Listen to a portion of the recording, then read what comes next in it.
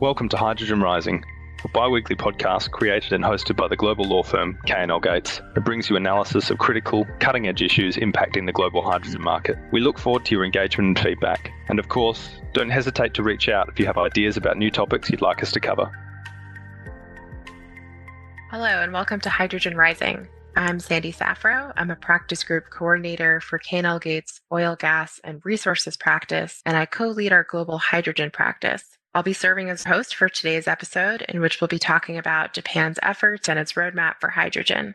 I'm joined today by my Tokyo-based partner, Eric Sedlak, who has over 20 years experience practicing in Asia as a cross-border transactional attorney. Eric's clients include manufacturing companies, energy project developers, construction contractors, and lenders and investors in property projects. In addition, Eric serves as a vice president of the American Chamber of Commerce in Japan, where he oversees the chamber's advocacy work with the Japanese and U.S. governments. Eric, welcome to the podcast. It's great to have you here today. I know Japan has taken a number of steps over the years related to hydrogen. We've mentioned Hystra and the hydrogen energy supply chain pilot project between Japan and Australia in prior podcast episodes. And we've also talked in prior podcast episodes about how other countries like Germany, the UK, and Singapore are thinking about hydrogen and the roles that each may play in a hydrogen economy. I'd like to dig in and explore these questions as they relate to Japan and recent developments. But to start off, can you talk a little bit about Japan's prior interest in hydrogen? Well, Japan was an early mover in hydrogen. Its fourth strategic energy plan was announced in 2014, and that kickstarted its move towards what they called a hydrogen-based society. The basic hydrogen strategy was then announced in 2017, and it had broad objectives and specific numerical targets that they were aiming to meet by 2030. And actually, it was the first government-backed hydrogen energy plan in the world. And the goal was not only to reduce reliance on imported fossil fuels, but also to reduce greenhouse gas emissions. Wow, yeah, thanks, Eric. That's really interesting. I know Japan released a strategic roadmap related to hydrogen in 2019. Can you talk us through what the main goals are of that roadmap and perhaps give us some color on what you see as the catalyst as well? Well, the roadmap had four big picture goals. Developing a hydrogen supply chain, increasing the use of hydrogen across different sectors, promoting technological innovation and public buy-in, and promoting international collaboration about hydrogen technology. And the Paris Agreement, frankly, was a big driver. And another aspect really was the unique features of the Japanese energy economy after Fukushima. There's almost no domestic supply of fuels in Japan. There's almost no nuclear because all the nuclear was shut down after Fukushima, and only a few plants have come back. There's been some development of solar and offshore wind, increased use of LNG, and there's actually been some return to coal-fired power plants. Oh, that's interesting. I know the supply chain is an area of development that our listeners won't be surprised to hear me say I find particularly fascinating. I know you've taken a closer look at the supply chain aspects of the roadmap, and I'd be curious what you see as the main features of that and what active steps you see Japan taking in that context.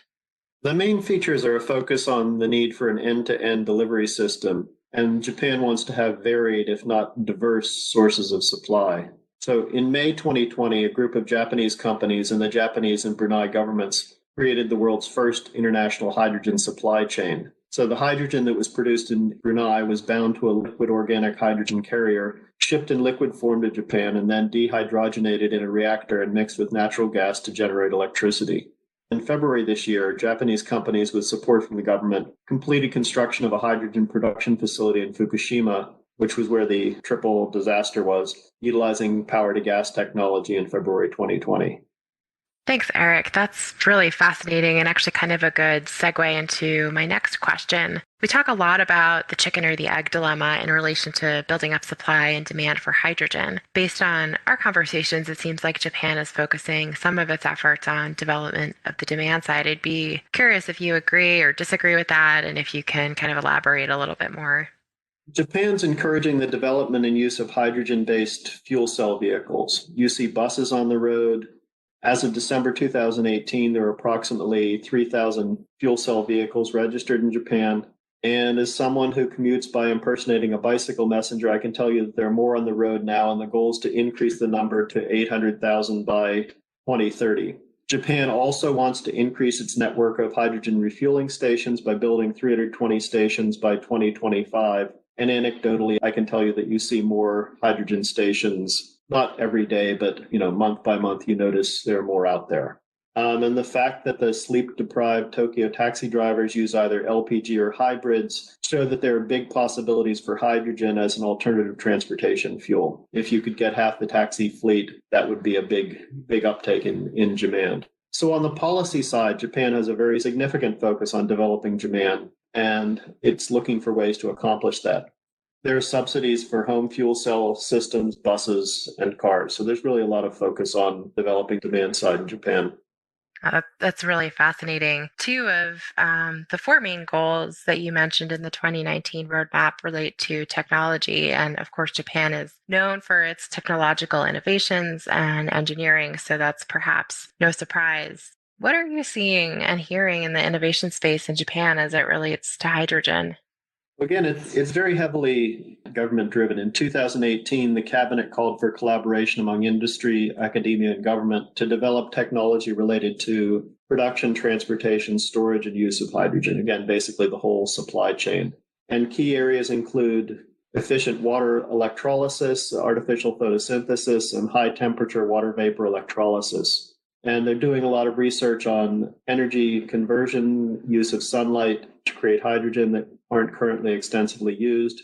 For transportation and storage, Japan's seeking to develop efficient hydrogen liquefiers as well as low-cost energy carriers, and there's a lot of emphasis on fuel cell technology. Japan's also looking at solid oxide electrolysis cells, and it's making a big effort to promote public awareness about the use of hydrogen energy. There will be demonstrations during the Tokyo Olympics, the Paralympics, and Expo 2025 in Osaka. And if what the International Olympic Committee said during their visit in mid-November is true, there will be a 2020 Olympics. It'll be held in 2021 and called the 2020 Tokyo Olympics. That's great to hear. Just a couple more questions. Our listeners won't be surprised to hear us shift focus for just a moment to dig a little bit deeper on the regulatory front. Regulations are a key aspect of any industry, and existing regulations can either create easier inroads for expansion of industries like hydrogen or create challenges. Can you talk at a high level about what the current regulatory landscape looks like in Japan as it particularly relates to hydrogen? Well, Japan's a heavily regulated economy. It has a little bit of a bad rap that way. And I'd say for example, it's like the United States or the EU. There are laws on high pressure gas and fire control, and they require refueling stations to provide a minimum of 8 meters between a hydrogen fuel dispenser and a public road, between a high pressure gas facility and any flammable substance, and between a high pressure gas facility and the property boundary of the refueling station. And that's sort of an issue because the typical gas station in Tokyo might be about 8 meters by 16 meters. So it might be hard to install a hydrogen facility in an existing gas station. And it might be difficult to roll out hydrogen if you have to develop new locations in a very densely populated area. Land costs are high in urban areas and they won't have much room to expand. I would note that they are less heavily regulated in industrial areas. So if you can locate them in areas that are zoned industrial, that would allow further expansion of the gas stations. But really, you're going to need to add them to existing gas stations to get demand going. Also, I would mention that self-refueling of hydrogen is not permitted at this stage, and it was only permitted in Japan 10 or 15 years ago. And the gas stations attendants who dispense hydrogen have to undergo special training, testing, and licensing. So all of this stuff, it's not insurmountable, but it might be troublesome. And we still don't know what happens with hydrogen does to the paint on your car if you spill a little bit like you do with gasoline. Thanks, Eric. So my last question for you, kind of putting all of these pieces together and perhaps adding a few that we haven't touched on yet. How do you see Japan thinking about hydrogen and its energy economy? And what role do you see Japan playing in a broader hydrogen economy, be it regional or global? Well, the future isn't what it used to be, but fortunately, it's probably better. And infinity being what it is, there's a lot to plan for. Japan sees the use of hydrogen as a way to put its huge talent pool of gas engineers, logistics specialists, and you should think of just-in-time delivery, and mechanical engineers, putting them to work both home and abroad in the coming decades. And I think developing a diverse supply chain can also be a key element in Japan's soft diplomacy. Japan's new Prime Minister Suga was actually a driving force behind Abenomics, and he was a big driver of the deregulatory efforts of Abenomics, and he's expected to expand on them. So Prime Minister Abe pushed hydrogen strongly, and everyone expects Mr. Suga to take hydrogen even further over the coming years. Great. Thank you so much, Eric. It was great to have you on the podcast today. Thank you for joining me. I'm very much looking forward to seeing how Japan's role evolves in this developing hydrogen economy. And thank you to our listeners for joining us today. Check out the Hydrogen Handbook. It's a free resource available at klgates.com/hydrogen. The handbook covers legal, regulatory, commercial, and policy issues that we think the hydrogen industry will face. And it includes chapters on Australia, the European Union, Germany, Japan, as is relevant to our conversation today, the United Kingdom, and the United States. And we plan to add more chapters to that in the coming months. Of course, if you have any questions about the issues we talked about today, please don't hesitate to reach out, and stay tuned for the next episode of Hydrogen Rising, which will be coming your way in just 2 weeks. Thank you for listening to this episode of Hydrogen Rising. Be sure to subscribe to receive timely notifications of future episodes, and check out our market-leading publication, the Hydrogen Handbook, on our website at www.klgates.com.